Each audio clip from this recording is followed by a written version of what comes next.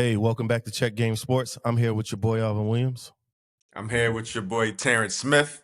and we're here to talk about this week topics in sports and in basketball. So, last week we talked about Wemby, we talked about Luka, and Luka cooked this week on your boy Anthony Edwards. He gave him 49, close to 50. You said he choked on the line, but the way he was doing it was in such an impeccable style. Like he was throwing that shit up and just walking away. He was really out there just balling. His skill level. It's Kyrie Irving-esque. Like he just got a knack to throw the ball in the hole. Like he can do it from anywhere and he can handle really well. He's gotten slimmer. I'm feeling Luka a lot, man. I like his game.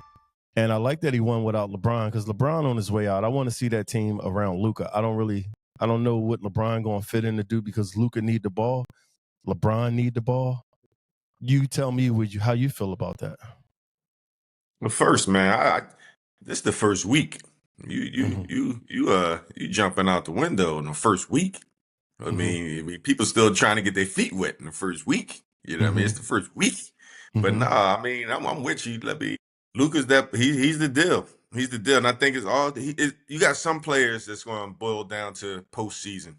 And, Luka has done some magical things throughout his career already, postseason and regular season. So I think he's going to be judged what he does in that postseason, how he runs that team. To your point, LeBron James, probably on his last leg right now, but he's still going to be effective. They going to have to make that work because LeBron is still too dominant of a player for it just to be in Luka's hand. LeBron is somebody who's going to manipulate the game. He still can play at a high level. He was second team All NBA last year, even in his 22nd year. So you can't just disregard LeBron yet. But Luka, he's going to have to be able to carry that team. He's going to have to be in shape. He's going to have to be a leader. He's going to have to be a lot of things that he's prepared for. So I'm with you. But even so, the last game on Sunday, man, Austin Reeves go into Sacramento without a Luka and LeBron, and he was needed, and he give him 51.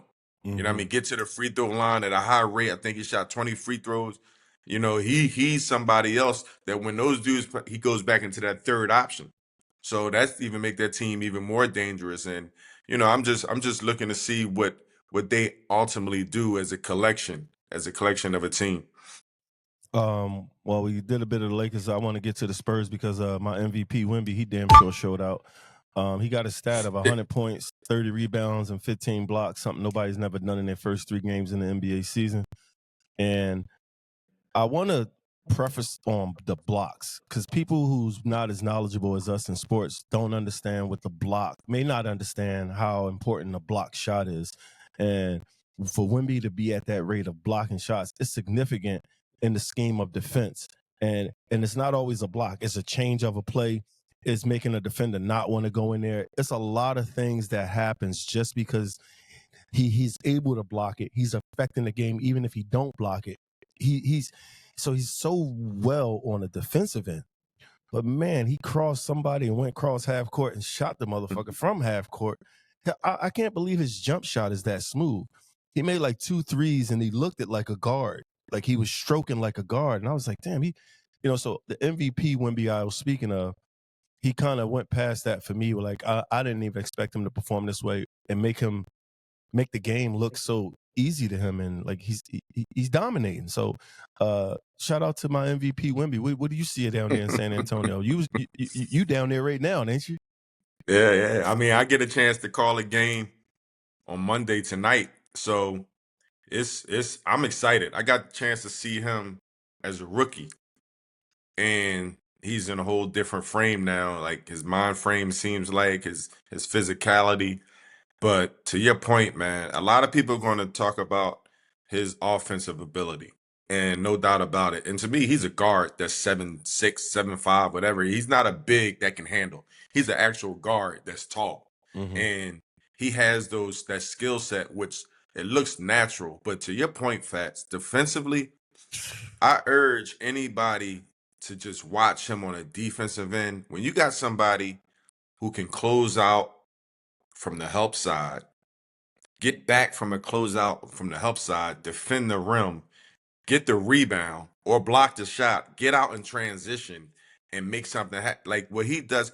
He can cover the entire court from sideline to sideline, half court, to baseline, and it's limited movements. It's not a lot that he has to do because of his length, because of his athleticism, and he has this up here. So Mm-hmm. the only thing that is going to make the game even for everybody in this NBA, if he continues to play and stay healthy, if they put the game on a football field.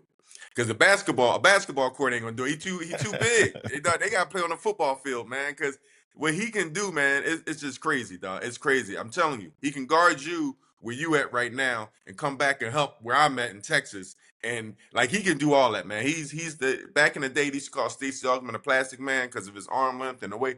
This man's the real plastic man, dog. Like he's unbelievable. He's an unbelievable talent, and his team is 3-0. And you got to give shout outs to his supporting cast: Castle, Dylan Harper, De'Aaron Fox ain't even back yet. So they doing a good job. And shout out to their coach too. Their coach is doing a really, really good job, man, motivating them, keeping them disciplined, and keeping them structured. Listen to him at halftime and timeout. Some of his timeout speeches and some of his timeout game planning. He does a really good job. Yeah, I pay attention to him a bit, but I just know that for Pop to pass it to him, it just says a lot. And clearly, Had to be something. Yeah, that guy's got some intelligence and he know how to run that control that train the same way Pop was controlling it. So I think they put it in great hands. After speaking about my MVP Wemby, let's talk about Keep Maxi saying and yeah, them. MVP. Yeah, Yeah, MVP. let's talk about let's talk about Maxi and these Sixers because I'm all about Maxi and Edgecombe. You said this in our first sports show that they can't go nowhere without Embiid. I'm a fan of Embiid. He got game, but you just can't trust his ability. And I don't know if I want to begin for the team winning strategy to depend on Embiid being there because that seems like if that's our winning strategy, the chances of him being available for a big game or a playoff game, that means if he's not available, then the chances of us losing it is higher. So I'm just confused about him, and I don't know why Paul George ain't played yet. I don't know how a player can't be ready for the first game. I just don't know how that can happen. So I'm really excited though for Edgecombe and Maxi. They went out, they played well. I think they had 38 and 40. They look good out there. And what you got on the Sixers, man? How you feeling about them? I still the same stance. I think the way the team is constructed now, Joel Embiid's been such an integral part of that. It's at what point do you say, all right, this is enough trying this experiment, or have we reached our max? Have we got to our tipping point where we got to adjust some things? And do you adjust things right? Say, you know what, Maxi, we're going to put the ball in his hands. He's going to control the pace. We got VJ Edgecombe. We got the supporting staff around. Maybe we don't need to lean that much on Embiid. Is Embiid ready to relinquish that role, that responsibility? Even though, it's hard for a player that at that talent level, still at this age, he's still young, to say, you know what, maybe I don't have it, or maybe, I need to let somebody else take control, take the reins. So again, if Embiid can get healthy, it's something to watch out for because those two dudes are playing at a high level. I know we'll talk more about VJ Edgecombe, but to your point about Paul George, a lot of times, man, especially Paul George, and I'm gonna give him grace because he's an older statesman in the NBA. He put a lot of work in. A lot of young players look up to him. His game has been his game. He's a talented player. But when you go through the summer, you try your best to try not to go under that knife or try a certain way to rehab. And sometimes it doesn't work. That plan doesn't work the way you think it's going to work and have you ready Mm-hmm, for mm-hmm, that opening game or that opening training camp. So that mm-hmm. could be a case where you had a setback. And then also these doctors and in his sports science, they may say, hey, these first 2, 3, 4 games is not important. We need you later. So if Mm-hmm. he was a younger player or something like that, I could say, all right. But being an older player, I can see that scenario. Say, you know what, just ease your way into it. We got Mm-hmm. VJ, they playing good. The Sixers, I think they're 2-1 right now, so there's no sense of urgency for them to get back. I'd rather have a Paul George healthy, ready to go by the new year, by All-Star break, so they can make that push if they need it. So I'm gonna give him a little grace, but I know how Philly is. I know how y'all Philly fans are. You got to get out there on the floor. You getting paid, you got to play. So I understand both sides of it. Yeah, being from Philly and watching Allen Iverson, you need to be out there. 'Cause we don't understand what load management is in Philly. We don't really understand that around here. That's our take on the You do. Sixers. Oh, you do. You got Joel Embiid. Oh, you understand it. Shit, You I don't don't think like it though. we don't like it though. Yeah, you know how we had Allen Iverson, so fuck missing a game. But let's get down to the champs, SGA and OKC. They look Man, really good out there. Yeah, they look good. What you got on SGA, cuz? man, shucks. He's he's the deal. You talk about Luca, you talk about all these guys, man, and I'm impressed. They come out without J Dub. They don't have J Dub first couple of games, man, and they first two games go to double overtime. They play an energized, a new improved point guardless. To your point, you set me straight with that. How Houston needed a point guard, but I thought Houston could pull that game out. But they battled back. SGA did his thing, right? And then they go out to Indiana, the Eastern Conference champs, and they go in a double overtime there, and then they go out to Atlanta. So you know, SGA at 55 against Indiana. He's just a great player, man. I love his pace. I love his composure. I love his approach. You talk to anybody out here in Canada, man, anywhere, but in Canada especially, they talk about how he is the real deal. He's not going out. He's not hanging out. Family guy and stick to his craft. That's Mm-hmm. all he focuses on. So I'm excited for OKC again, man. Again, they play defense. They one of those teams, man. So OKC, they not slacking off at all. Well, after watching them play, the defense is really high on that team. They defend right out Yes. the gate. It seemed like they picked up full court right out the gate. They're well in shape. They're ready to play all 4 quarters. And what I'm realizing about SGA, it's not Michael Jordanish. Like I called them the Cash Brothers because they shit is cash, but his demand for the bucket. Like he's gonna get the bucket unless you put 2 people or you gonna give up something to stop him from getting the bucket. He demands to get his shot. And in the same breath, he's very selfless. Like there's plays we see him bring it up, the ball get passed 6, 7 times, and it'll get back in his hands. Mhm.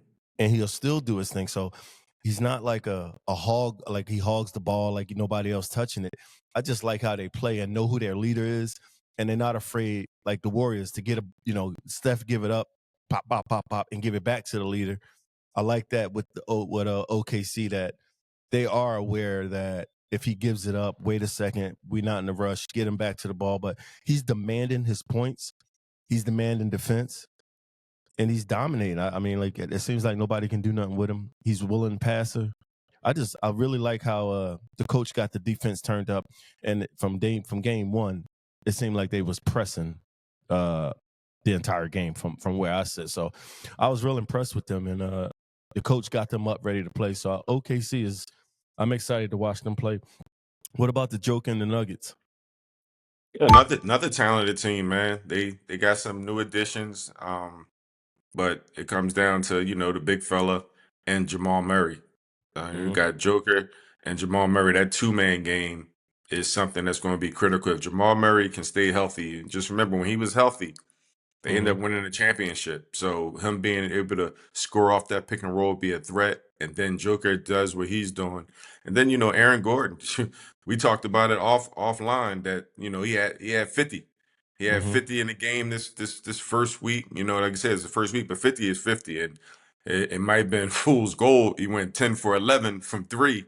But Mm-hmm. when you have a third option, and we watched him last year against the Clippers, make a put a game winning alley oop play, tip in for to win in the series, and he's a veteran.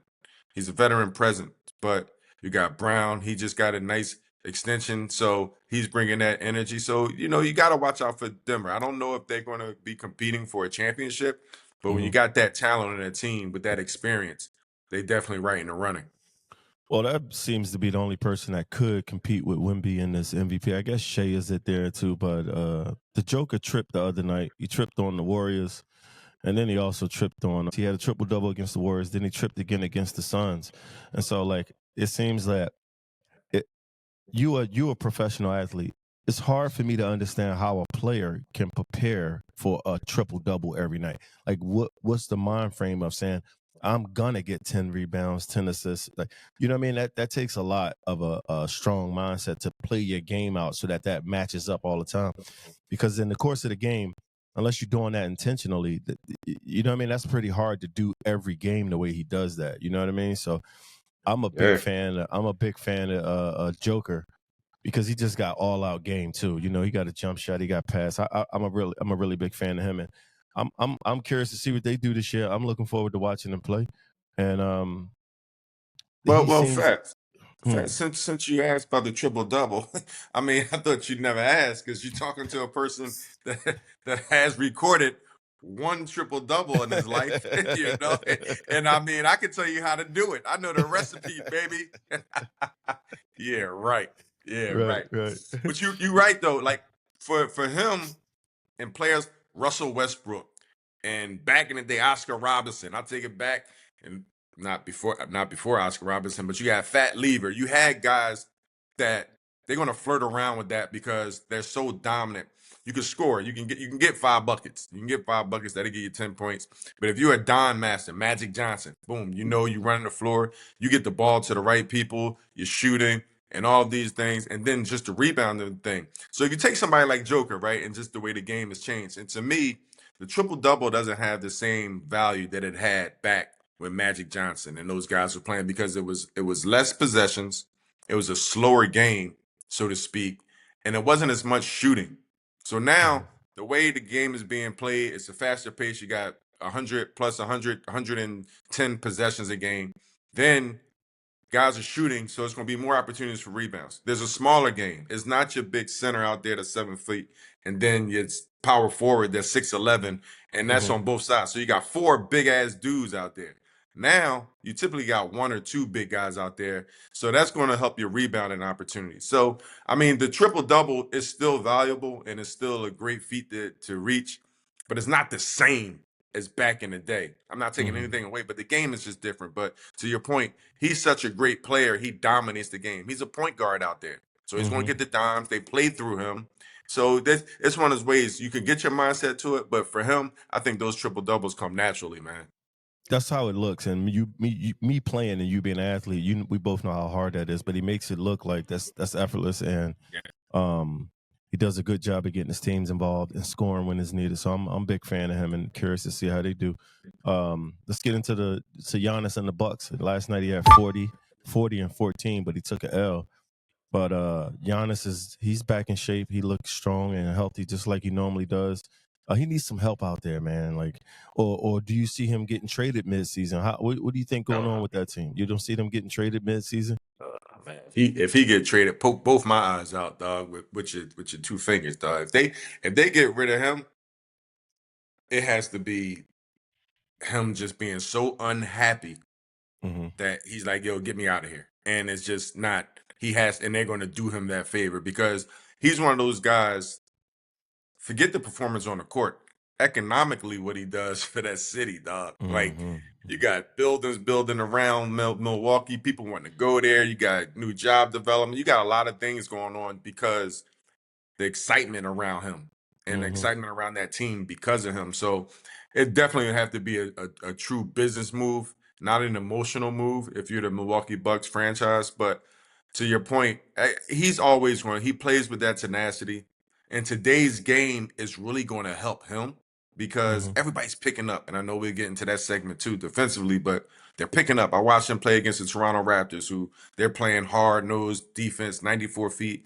And he's somebody, man, once he gets downhill and there's not a wall there to defend him, he's going all the way to the rack. So a lot of these teams now, they're going to have to make adjustments when guarding somebody like him. But he does have shooting around him. He got some shooting. Got AJ Green, who's number 20 for the Bucks. Yeah, he's a good shooter. They got Gary Trent Jr. So with him, and they acquired Miles Turner this year. So he's going to, as long as he has shooting around him that allow him to have that space, he'll be fine. He'll be fine. And I think Bucks are going to be one of those teams. I think the Bucks are going to be a playoff team because of him alone, but also because of the shooting that they provided around him. Giannis has now got Turner, and Turner can shoot a three. So it's interesting to see what they can do. And it's early, like you said, but the way that the NBA is changing to bigs and talls, you mentioned in Turner and Giannis, that's a nice combo. All right, Game Terrance Smith. time. Game time segment. Let's talk a little bit about it's been a lot of talk, but the defense. Let's talk about the defense and then transition is a little bit of the skill set. There's a little conversation about the skill set. Is it improved or, you know what I mean? A lot of people are putting a lot of emphasis on the skill set. But from what I've noticed, man, just some of these games early on, even from last year, Fats, the playoffs, defensively, it's becoming more physical. They're allowing players to use their hands. They're allowing players to bump a little bit more, knock you off track a bit. Where before, prior to that, it was a ticky-tack foul. Every time you touch somebody, and it's a foul, beep, beep. But now the players are being more physical. The schemes and the style of play is more physical. You're watching these games, and whoever's really not tuning in yet, you start seeing teams pick up 94 feet. It's like a college game or pretty much damn near like an AAU like circuit. The guys are ripping and running up and down, but they're playing with a high skill set. But it is more physical. They are picking up at higher pickup points because also the shooting is so dangerous. So you can't just sit back in the day below the foul line or below the 3-point line because these dudes are shooting from the logo. So you'll find out a lot of high pick and rolls are being set, people chasing over top of the pick and roll stand connected to the ball handler, or they're switching real hard so nobody can get free and easy look. So the defense definitely has picked up. Now the challenge is the referee is going to have to find that balance of what you're going to allow and what you're not. Because I think also, and I don't have the numbers in front of me, but there's a lot of fouls being called early in this season. A lot of guys are getting to the free throw line. You just talk about Austin Reeves getting to the foul line 20 times. So those things that happen, but the defense is picking it up. The defense is more aggressive and more physical.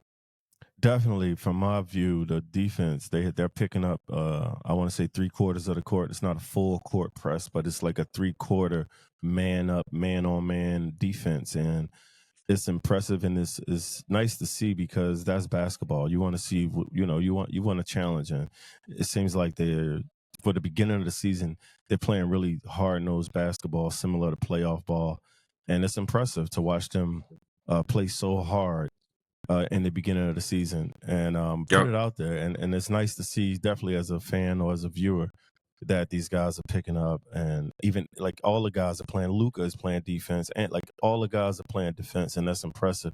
The offensive end, I'd say the level has risen, right? And this is a Steph Curry effect that the NBA can shoot better because of Steph Curry, right? Steph Curry has made people know this shot is available if you can make it.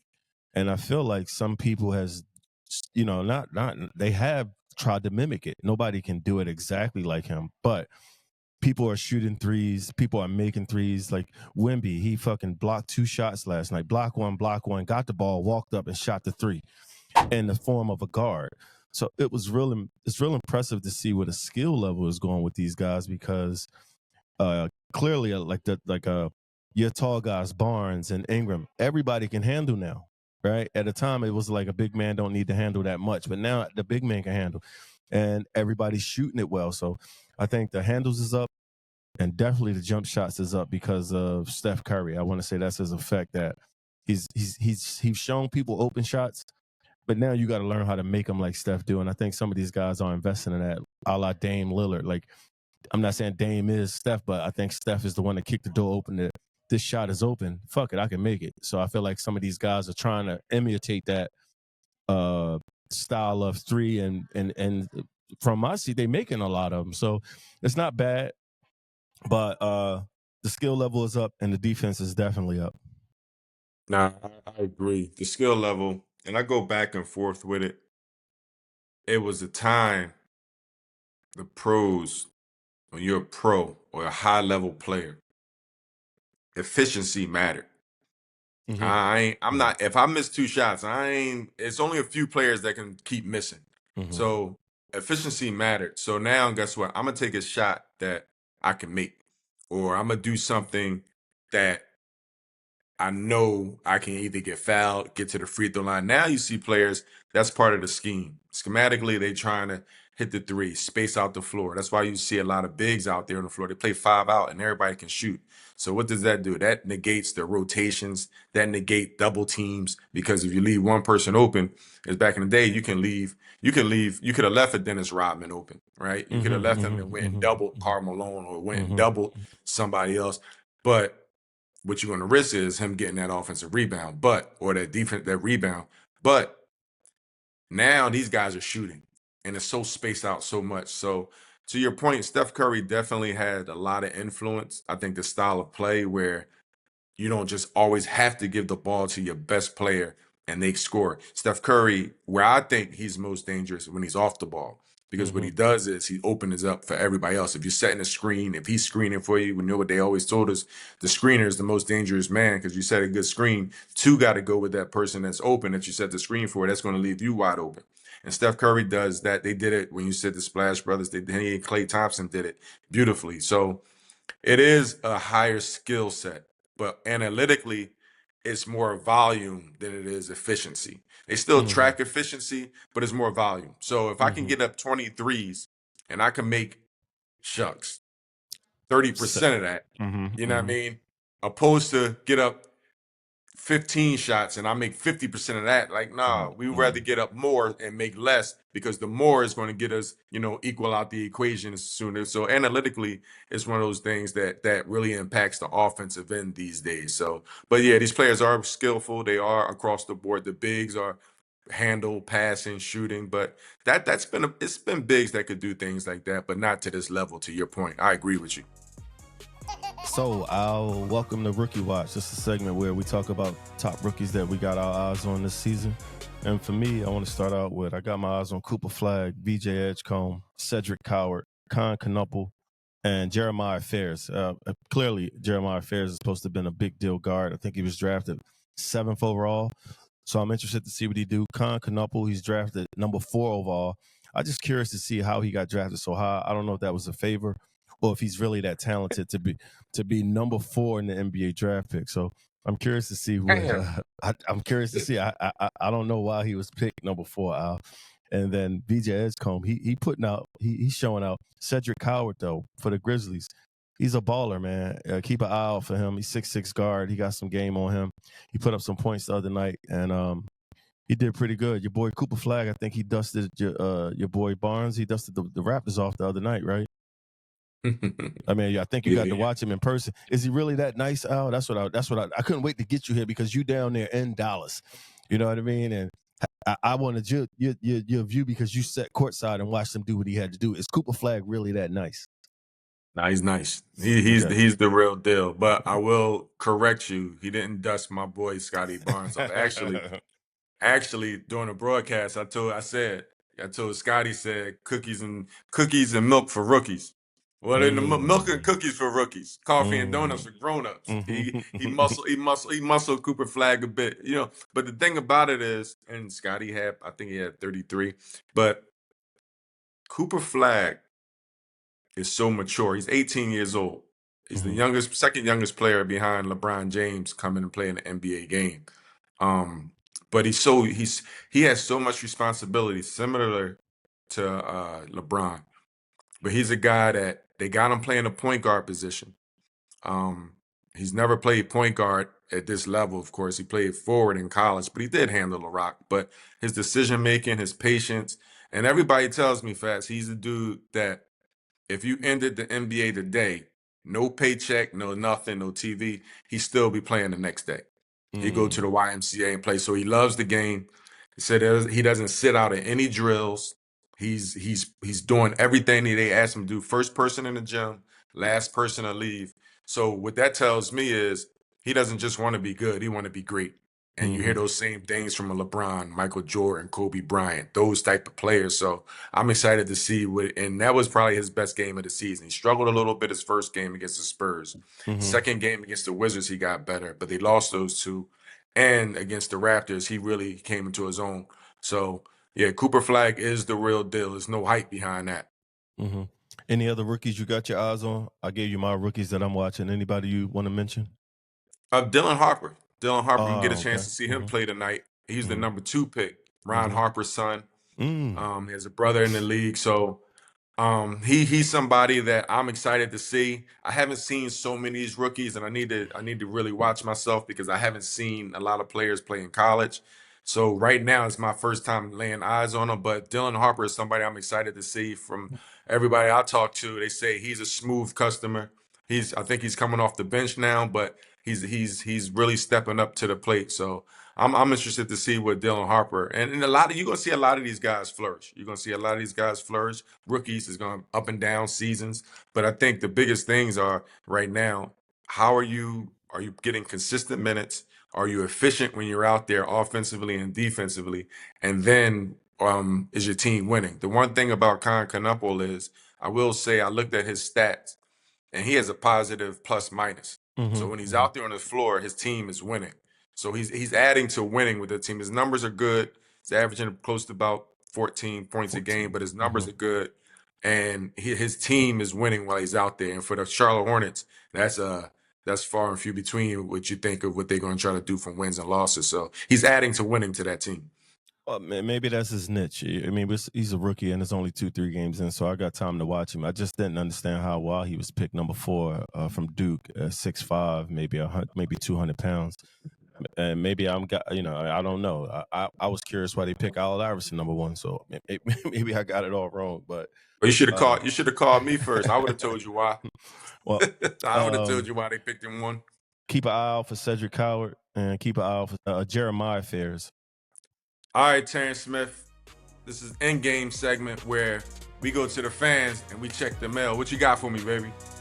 Well, I got a DM from my boy out from Harlem, and he asked me, "Is the Knicks going to the championship?" And I said, "He out his goddamn mind if he think the Knicks going to the championship." What I'm seeing on the Knicks is that Jalen, he's a turnover waiting to happen. He can score, right? But I don't know. He had 7 assists last night. But I do not know how he can lift the team up when he getting 37 points, 9 assists, such rebounds, and the team loses. I think he can bring scoring. I argue with him all night about this. He telling me Jalen can pass, Jalen can rebound. He think Jalen is all that. Clearly a New York guy. But to me, his ceiling, I feel like he's reached, man. I don't know. I could be wrong. But I don't see him getting any better than what he's at. Like he can score. I don't see him defending, taking the ball off. Now, like I don't see his significant thing other than scoring. And if it is scoring, he ain't scoring at a clip of Allen Iverson to be his size. Like he's getting 30, not 40 and 50. So I don't see them going to championship with him driving the steering wheel. And again, it's still early, but that's him calling me out of New York, asking me, "Is the Knicks going to the championship?" Hell no, they ain't going no damn championship. They lucked up and went there last year because Tatum got hurt. I don't think ain't no way in hell they going this year. You give me your spill on that, Al. Well, I think you just got a little emotional because that's your man that hit you. And I know for a fact you love Jalen Brunson.